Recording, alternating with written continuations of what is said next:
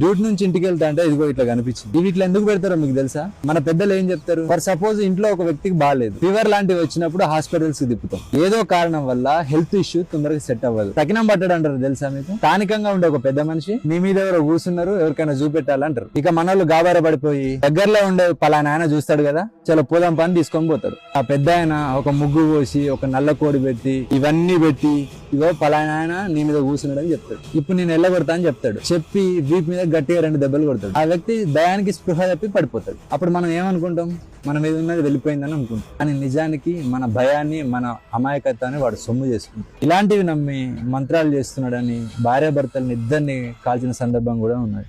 వీటిని ముట్టుకుంటే నిజంగా ఏమన్నా అవుతుందా? ఇది కొబ్బరికాయ, ఇందులో హెల్దీ ఫ్యాట్స్ ఉంటాయి, ఫైబర్ ఉంటుంది, డైజెషన్ కూడా మంచిది, హెయిర్ కూడా చాలా మంచిది. ఇది నిమ్మకాయ, ఇందులో విటమిన్ సి ఉంటుంది. అసలు ఎండలు ఎక్కువ కొడుతున్నాయి, కనబడితే నిమ్మరసం చేసుకుని తాగండి. ఇందులో యాంటీ ఆక్సిడెంట్స్ ఉంటాయి, మెటబాలిజం పెంచుతుంది, ఫ్యాట్ తగ్గడానికి కూడా ఉపయోగపడుతుంది. ఇలాంటి పదార్థాలను రోడ్డు మీద పడేయడం మన అజ్ఞానం మాత్రం. భయం, అజ్ఞానం మనల్ని బానిసలుగా మార్చేస్తుంది. దురదృష్టం ఏంటంటే మన నిర్ణయాలు మనం తీసుకుంటలేము, మన భయాలు తీసుకుంటుంది. మూఢనమ్మకం మనిషిని బలహీనుడిగా చేస్తుంది, విజ్ఞానం మనిషిని శక్తివంతునిగా చేస్తుంది. ఆలోచించండి, నిజాన్ని మాత్రమే నమ్మండి, మూఢనమ్మకాలను కాదు. Thank you. జై హింద్.